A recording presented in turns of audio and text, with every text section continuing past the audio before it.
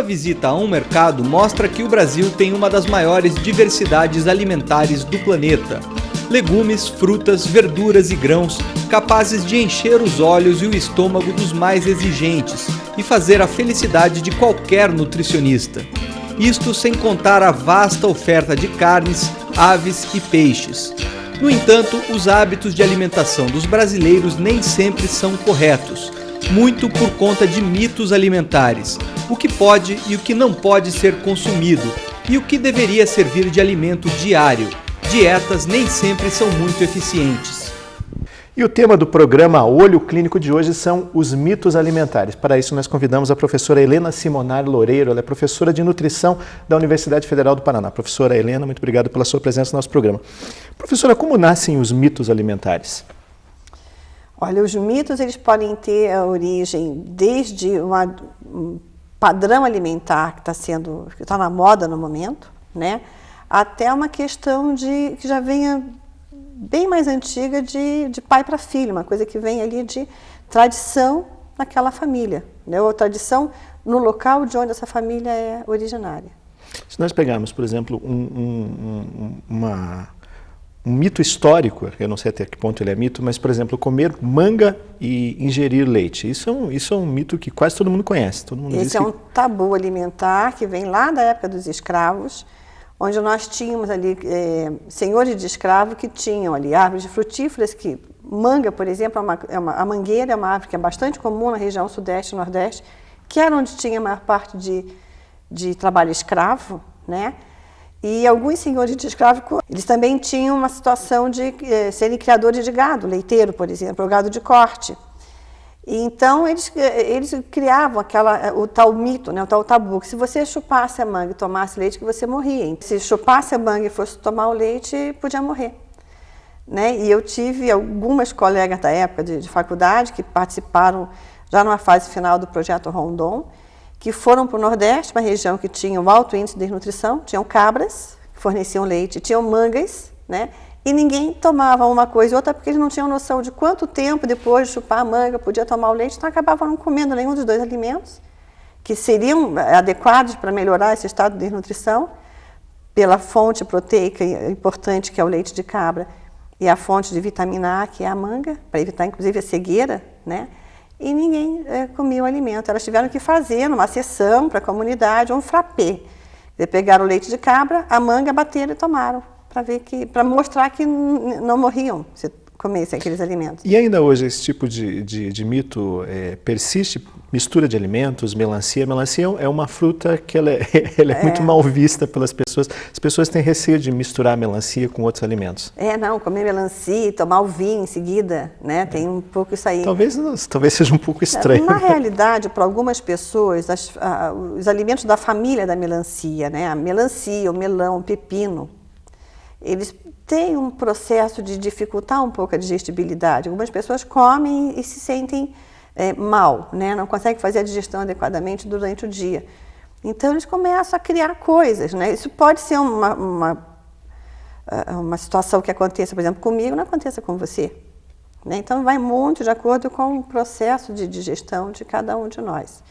A intolerância a alguns alimentos, a banana, a melancia, o pepino, melão, algumas outras frutas que algumas pessoas falam, mas eu não posso comer essa fruta porque eu sinto muito mal. É uma fruta, às vezes, que para você não imagina que aquela fruta pudesse fazer mal. Para determinada, ou para algumas pessoas, porque são frutas que, teoricamente, não teriam nada associado a um processo de digestibilidade, mas pode ser um comportamento isolado de uma determinada pessoa em relação àquela fruta. Agora, a gente pode dizer que hoje a maior parte desses mitos alimentares existe por conta da necessidade de emagrecer? Ah, sim. As dietas da moda são terríveis para criar mitos, né? Olha, isso com aquilo não se mistura. Tem algumas dietas que trabalham com associação de alimentos. Olha, no dia X você vai consumir só esse alimento de manhã. Nunca vai misturar o alimento desse grupo com o alimento daquele grupo, porque não pode. Isso vai gerar calorias extras e você vai acabar engordando por conta de consumir esses alimentos misturados. E, na realidade, são coisas que não têm o menor sentido, simplesmente não existe dessa forma. Uma das dietas que ficou mais conhecida em todo mundo foi a famosa dieta das proteínas. a gente pode dizer que ela também é um mito? Olha, a dieta das proteínas depende, existem pelo menos duas atualmente que são famosas, né? Uma delas, ela trabalha com a recomendação de apenas, eu diria que 2 grupos e parcialmente um terceiro grupo da pirâmide alimentar que preconiza alimentação adequada, né? Que seria o consumo de carnes, ovos, queijos gordos, por conta de não ter a lactose, que seria o carboidrato do leite, e as hortaliças apenas, né? Que é para você não ter nenhum tipo de carboidrato digerível nesses grupos. E isso você ficaria ad eternum consumindo essa alimentação. É uma alimentação qualitativa inicialmente, acaba se transformando numa alimentação quantitativa, porque ela fica tão monótona que você, por sua conta, começa a não comer mais aquilo, porque só tem aquilo para comer, aquilo que é permitido.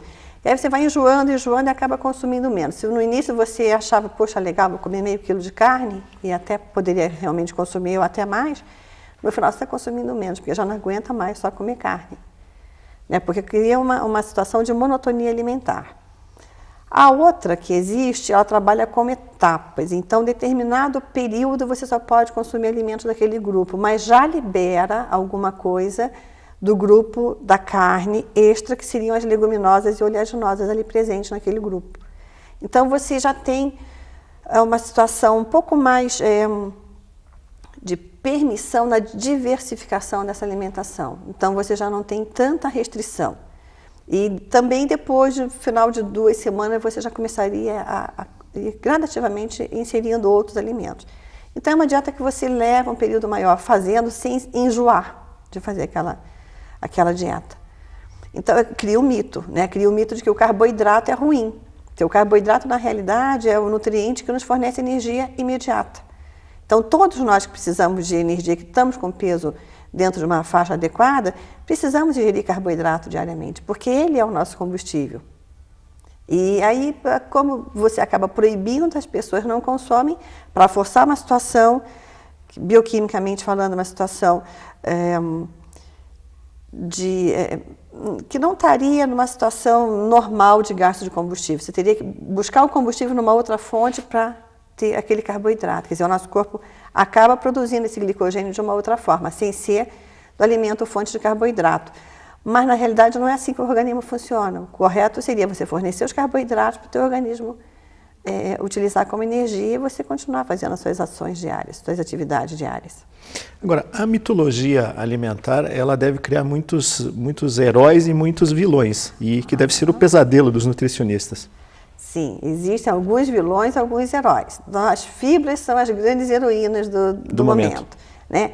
E já há algum tempo elas vêm sendo vistas como heroínas. De fato, elas têm papel fisiológico importantíssimo, né, na nossa alimentação. Então, nós temos que realmente privilegiar um pouco mais o consumo de fibras.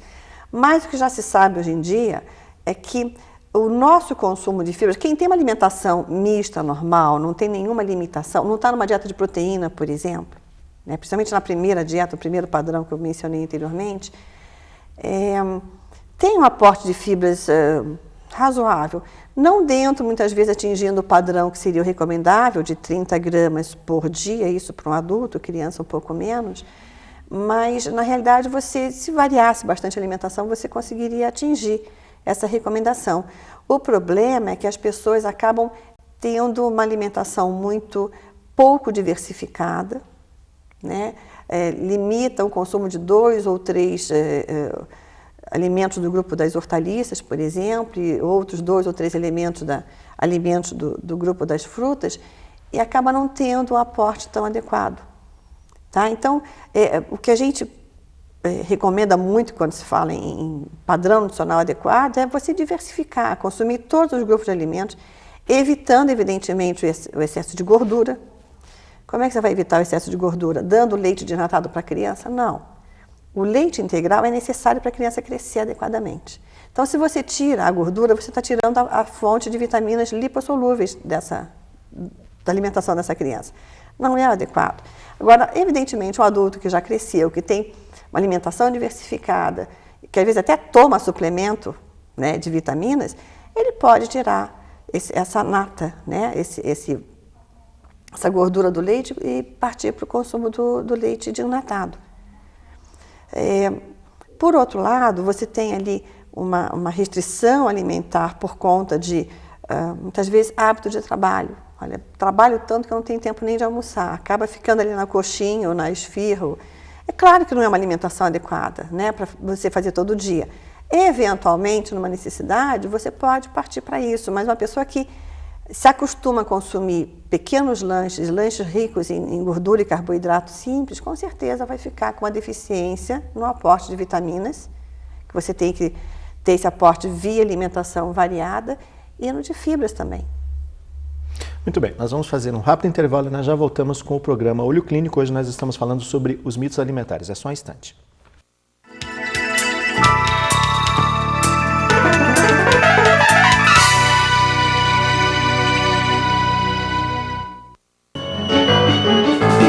Confira a nova grade de programação da UFPR-TV. Toda segunda-feira, Saiba Mais e Vocação. Na terça, Marketing e Comunicação e Ciência. Quarta-feira, você assiste Persona e Em Tese. Na quinta, tem Caldo de Cultura e Olho Clínico. E na sexta-feira, Cobras e Lagartos e Olhar Acadêmico. Os programas inéditos são apresentados sempre a partir das 7 da noite e seguidos de reprise.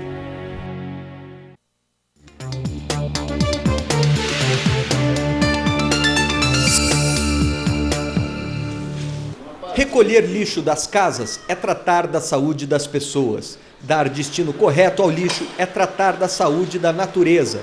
Reciclar lixo é contribuir para a saúde de todos. Com a reciclagem, evitamos os processos de extração de matéria-prima e economizamos 35% da água, poupamos 50% da energia e reduzimos a poluição do ar em mais de 70%. A base da reciclagem é a separação. Os aterros sanitários crescem rapidamente se não separarmos o lixo na sua origem, e este crescimento favorece a proliferação de doenças e a poluição geral do meio ambiente. Separar o lixo facilita a vida dos catadores de material reciclável, além de ser um ato de cidadania. Assim, assumindo a sua cota de responsabilidade, a Universidade Federal do Paraná e a Prefeitura Municipal de Curitiba convidam a comunidade a se comprometer com o programa de separação de lixo. Faça a sua parte, separe o lixo.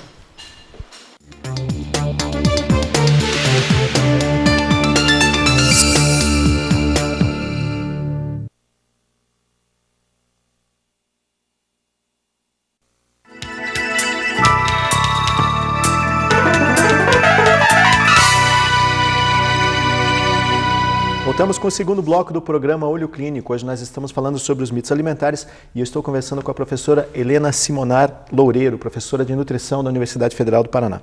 Professora, ainda falando sobre os bandidos e os mocinhos dos padrões alimentares, alguns produtos, às vezes, eles são vilões e se tornam mocinhos e vice-versa. Por exemplo, o cafezinho durante muito tempo foi tido como um dos vilões dos hábitos alimentares. Hoje ele já não é visto com esses olhos. O abacate é um produto que é muito mal visto pelas pessoas, no entanto também não é bem verdade. Vejam, o café, se ele é consumido com moderação, é claro que se você ficar tomando litros de café durante o dia, ele vai fazer mal. Aliás, né? Qualquer coisa, né? Claro.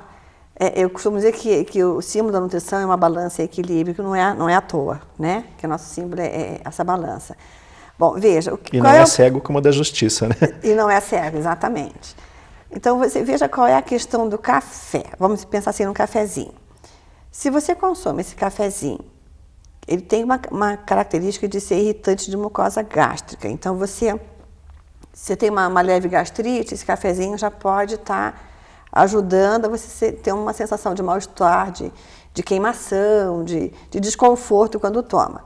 O café é sozinho. Aí você tem um café, associado ao café, ao açúcar, que também é uma outra substância que irrita a mucosa gástrica, né? Açúcar em excesso são calorias vazias, ou seja, é um alimento que te traz um aporte calórico sem trazer mais nada de importante junto ali, nenhum outro nutriente importante, tá? Então, nesse aspecto, ele é vilão. Mas o café, ele tem algumas substâncias que inclusive ajudam ele é um estimulante, quer dizer, para quem está trabalhando, vale a pena consumir um cafezinho de vez em quando para dar uma estimulada, e quando a energia vai baixando um pouquinho, ele tem uma capacidade de dar uma levantada de astral, vamos dizer assim, né? Você fica melhor.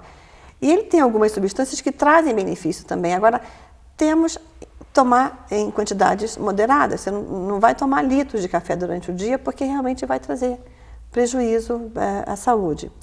A questão do abacate é uma outra história, né? O abacate ele foi visto como vilão porque, se você for pegar na classificação clássica de hortaliças e frutas que os nutricionistas utilizam, A, B e C, ele seria uma fruta A. O que é uma fruta A? É uma fruta que tem uma quantidade baixa de carboidrato, porque realmente ele não é fonte de carboidrato. Agora, ele tem uma quantidade de lipídios presente nesse abacate, que é por conta desse lipídio que ele é visto como um vilão. Só que o lipídio que está aportado pelo abacate é um lipídio excelente. Ele é uma fonte de vitamina E, que é um antioxidante natural, é o mais potente que se conhece até o momento, então ele é importantíssimo, tá? E é um ácido graxo monoinsaturado, que é o ácido graxo, vamos dizer assim, o mocinho do momento, né? Porque tem os vilões, os mocinhos, então seria o mocinho do momento, é o ácido graxo monoinsaturado, que é o mesmo presente no azeite de oliva, nas nozes, nas amêndoas, nas castanhas, né? Então, é um lipídio bom.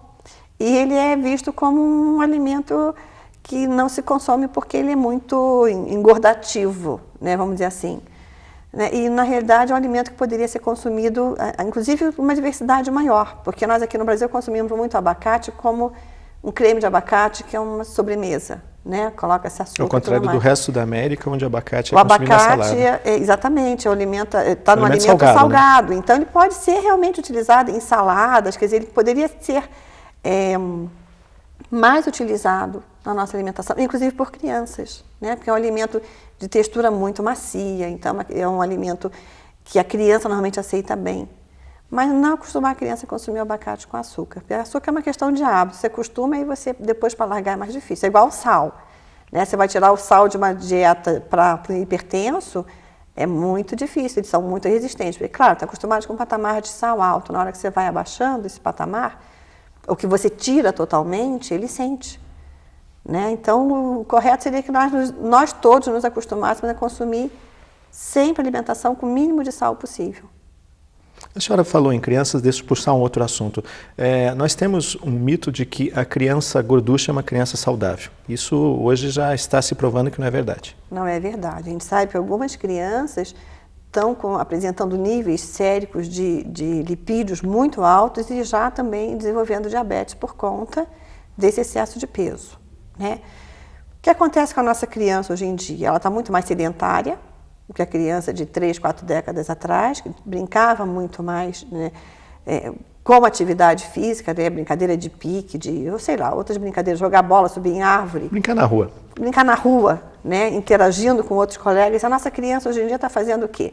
Ela está brincando muito com controle remoto ou joystick, né? Então, o movimento é de dedo apenas.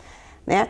Isso também acaba interagindo, quer dizer, não é a minha área da nutrição, mas acaba diminuindo essa interação com outras crianças. Então, uma pessoa que está acostumada a falar com máquina e não com pessoas, né? Muitas vezes acaba tendo um reflexo no comportamento dela depois, quando maior, né? Quando adolescente ou como adulto jovem. E, na realidade, essa falta de atividade física está sendo muito ruim. A criança está ficando cada vez mais sedentária, a alimentação não diminui, o aporte alimentar, embora a atividade física esteja baixa ou até insuficiente. Ele não deixa de consumir produtos que são ricos em gordura e em sódio, como a maioria dos salgadinhos que eles usam muito, né?